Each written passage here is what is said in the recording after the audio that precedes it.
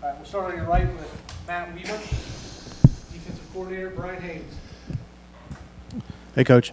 Obviously, kind of set there at the top at linebacker with Aiden and Jalen. I know you obviously a lot of experience with them. Just wondering what kind of depth you're seeing behind them. Who's kind of stepping up to kind of, obviously they can't play every snap, to kind of give them a little break at time that you feel comfortable putting out there.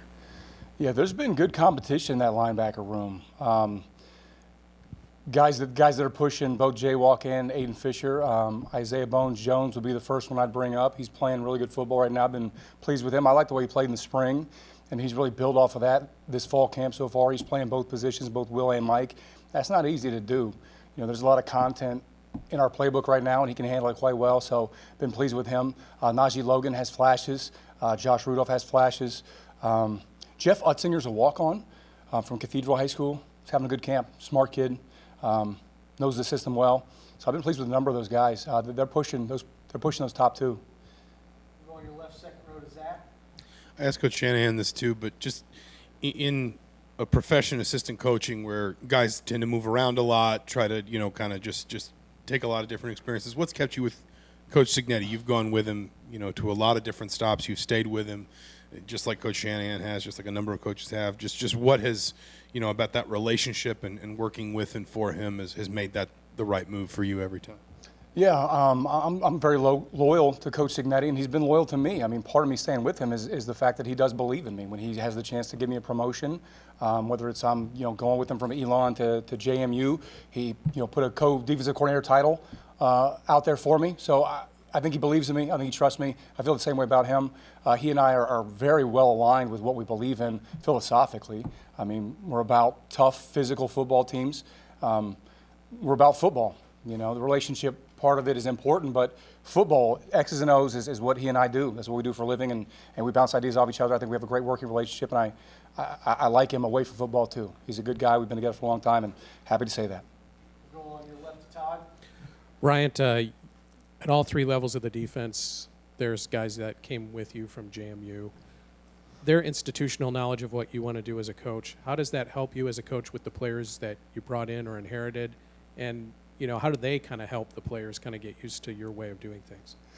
Yeah, the first thing I would say is the verbiage. Like, each time you learn a new system, it's like a new language, right? So the guys that I brought from JMU, they already know the language. They speak it fluently. So they were able to kind of, what does a skin mean? Like, what does that technique mean? What is a mod? There's all these like abbreviations and terms, so that's the first thing. The second thing is the cultural buy-in, like what we want, what do Coach Kuntz and I believe in with our defense. So they kind of taught the guys, like, this is how we do it, this is why we do it, and this is why it's important that we do it this way. It's a cultural buy-in that they've helped teach those other guys. And I'll say this, the guys that were here before, or the guys that we pulled from other schools, they've been receptive to it. They've been open to it. There hasn't been a whole lot of pushback. The guys that are here, that aren't part of that JMU crew, they know that the JMU guys have had success. They've felt it. They've done it at a championship level. So there's a lot of buy-in right now, so it's a good thing. Owen on your right, and then Jack. Hi, Coach. Just talking about the defensive line group, especially a lot of new faces, some returners. Just how have you meshed that group together throughout the spring and the fall period, and what's been the biggest kind of growing point for the group as a whole? Yeah, in the spring, there were still a lot of injuries, so we were getting a lot of young guys reps, and then what we got this fall is, James Carpenter showed up. CJ West has been huge. I think what you're seeing is the standard of execution has been raised to a new level now, so you're getting a lot better interior line play this fall camp. And then in terms of the edge guys, I mean, Mikhail's been out there every practice. He never misses. He goes hard every single day, every single play. I can't say enough good things about him. Been really pleased with Linnell Carr. I wasn't exactly sure what Linnell was going to be. I had an idea. I know he led the team in sacks last year, but he's a sudden guy off the edge. He's twitchy. It's meshing well. It's not that we had to do too much. I'm just continue pushing the scheme and let those guys find their roles in the scheme. And to be a front guy in this defense, like, there's no better place to be, guys. Like, you want to be a front guy in a defense that kind of philosophically believes in what we believe in.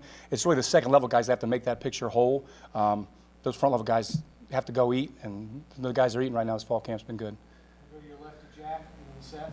Yeah, Coach Cignetti said Monday that it's been a handful at times, like trying to protect the passer against your defense, just like getting to the quarterback.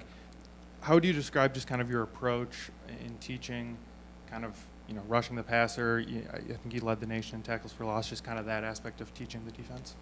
Yeah, Well, I let Coach Kuntz and Coach Buda Williams handle a lot of like the actual techniques. But I was a defensive line guy to start my career, so I have a little bit of background there. Yeah, I'd have to talk for a long time about exactly the things that we do, but we believe in manipulating angles. We do certain stunts and things like that. But also, I'm a big fan right now of tying in the back end to that. If I can show a picture to a quarterback that is that's deceptive, that's not true, it adds to his clock in terms of identifying what we're in. And I tell the guys all the time, each 1/10 of a second that we add to his plate is another 1/10 of a second for Linnell Carr, Mikhail Kamara, James Carpenter to get home. So it's all about full 11 buy-in, the back end shell, the manipulation of what we do up front. And then ultimately when we blitz with a purpose, we blitz with authority. And there's usually some design behind the blitz, like I believe in layers to blitzes. We don't just run down Main Street and say, I hope we get to the quarterback. Like throw a layer on that thing, add a wrapper, add a looper. So layers and angles. Stand on the left of Seth and then go to Mike. Brian, kind of similar, but not asking you to turn over the whole playbook here, but just what's maybe your approach to defensive play calling? Like what's it look like for you during the week as you're putting together a game plan? What's it look like for you on game day with making adjustments and, just in game? And how do you get prepared for all of that ahead of the season? Yeah, it's when you get into the season, to me, it's more game plan. It's game by game basis. What does this team want to do? Who are their players? And also, I like to see what are their weaknesses. Like, are they struggling at left tackle? I incorporate all those things. I want to attack their weaknesses. I want to weaponize my good players. So if they have a bad center, then James Carpenter is going to be a problem. How do I do that? How do I get that done? So that's what it is for me during the week. I'm identifying their weaknesses and their strengths, and then mid-game adjustments is. I've been in this scheme for long enough to understand like the holes in it, the warts in it. Even in the playbook, it mentions to the players like what is the weakness of this defense. So they're also aware schematically of the weaknesses, and if they're able to punch holes in what I have called, then I'll get away from it. We have enough content. We can change calls. Go to a different scheme. Second row left to Mike and then Pete. Yeah, Brian. At JMU last year, you guys didn't tackle in the fall, at least fall camp. Seemed to be following a similar model, only tackled once in the spring. What kind of challenges does that present for you, and how you kind of overcome the team kind of week one not having their fundamentals down or being kind of caught off guard a little bit? Yeah, the main challenge for me is what I tell my linebacker room, like I don't know if you would have made that play or not. The unknown is the challenge. That being said, we do a lot of thud. And I tell my linebackers, thud is tackle without the finishing component. Like if you're getting your feet in a good position to thud up a ball carrier with body control, you're going to tackle that man, So if you're a good thud team, I think you're going to be a good tackling team. If you look at the years past at JMU, we've been good tackling teams. There's not a lot of missed tackles out there because we teach angles, footwork, how to tackle, whether it's vice, using your leverage piece. Like there's a lot more to tackling than just bring that guy to the ground. And for me, it all starts with like the posture of the feet and how you enter the ball carrier, how you frame up the ball carrier. So we're working really hard on teaching that. And then all you have to add is the finishing component to actually bring guys to the ground.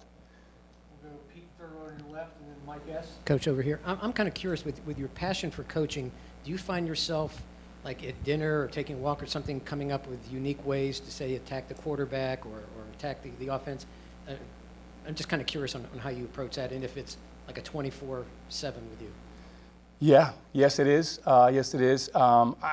It's not a challenge for me. I'm kind of obsessed with the game, so I'm okay with it. My girlfriend's probably not. She probably wants to talk about normal dinner conversation, but I mean, if there's a good two-latch pressure out there that I think up, then I'm going to want to talk about it. And she usually hears me out, so she's a good sport about it. Mike on your right, then Daniel. Yeah, Coach, you played a game here with Ball State. You were a GA here. What is meaningfully different about the program, facilities, all that, that you notice now that maybe wasn't here before? Yeah, facility-wise, the locker room is great now. It was locker room before was even a different spot over here, so that's much improved. The weight room with Coach Derek Owings is really nice now. That's a big improvement. The food down at the south end zone is better. In terms of outside of facilities, it's the buy-in. The culture feels a little bit different this time than last time. I think it was year 3 for Coach Wilson when I got here, and yeah, not to say that it had a losing feel to it, but I don't know if the program was ready to take off. I don't feel that way anymore. I feel like something special could happen.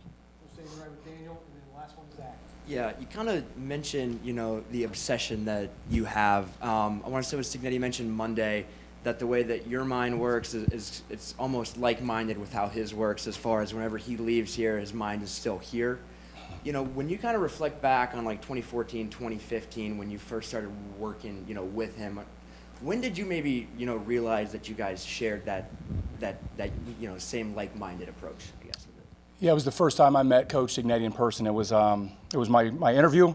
I was leaving Ohio State. I GA'd here in 2012, and then I went to Ohio State in 2013. Leaving Ohio State, I wanted to get back into coaching. So my brother was working for Coach Cignetti as the offensive coordinator at IUP.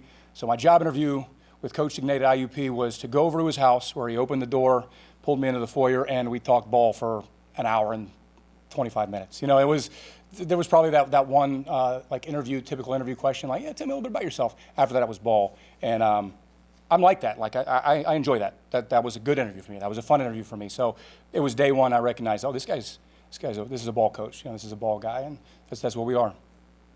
Second row left is Zach. I want to ask about Coach Kuntz. Obviously, he's an Indiana guy from Indianapolis. He spent time here as a GA as well. Had a lot of success coaching that defensive line at James Madison. Just what about his style, his approach to coaching defensive line play works from your perspective as somebody who's pulling together all the pieces of a defense? Yeah, I had gotten to know Coach Kuntz. You know, I was aware that he was a GA here after me. Some of the buddies that I was GAs with here became friends with him. So I knew Kuntz from a long time back, tracked his career. We stayed in contact. I knew that he and I were aligned. We had talked enough ball for me to understand that he was kind of in the same boat as me. And then, you know, as I started calling around for D-line coaches, he was one of my first calls. And, I mean, just good conversation. Just philosophically, if you have ball guys, you can recognize them pretty quickly. It's terminology. It's the way that they view things. It's an openness to new scheme and new ideas.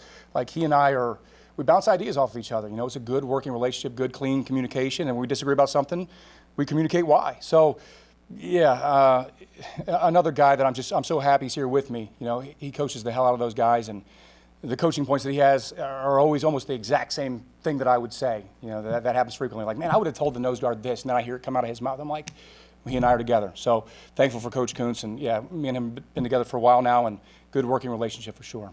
Great. Thanks, Coach. Awesome. Yeah, thanks so much, guys. Take care.